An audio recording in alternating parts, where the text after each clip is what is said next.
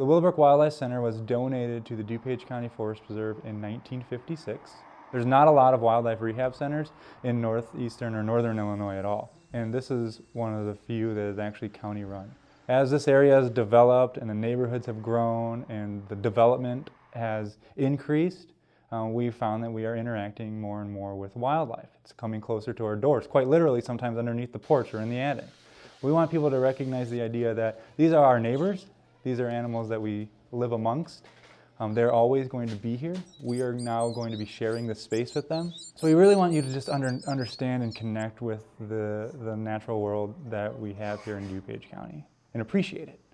The vast majority of animals that come through our doors are animals that are injured because of some type of human influence, caught up in litter, hit by a vehicle, flew into a building. So we need people to bring those injured animals into us. We do ask that you call for two reasons. For one, so we can walk you through it if need be, but also to identify sometimes the species. We can only take in native species to northern Illinois.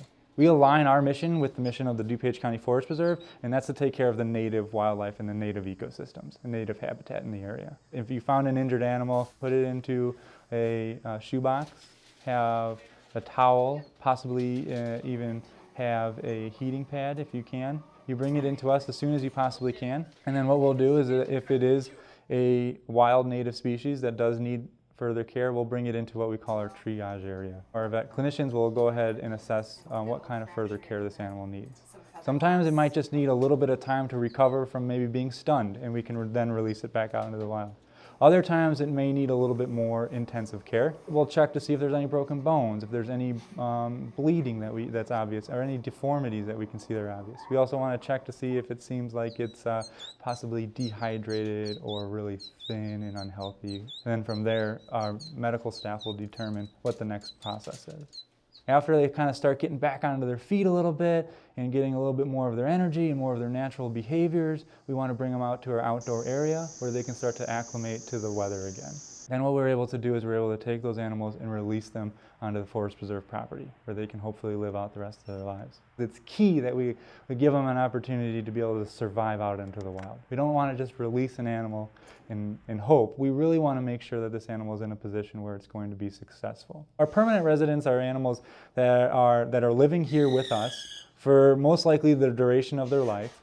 They're here because they may have had some type of injury or trauma that was permanent, and they wouldn't be able to be released back out into the wild. And we call them our ambassadors because they're an opportunity for our community to be able to see some of their neighbors, some of their species that they may not be able to see all the time, and learn about them as well. I want people to recognize the importance of this, but I also want people to fall in love with it.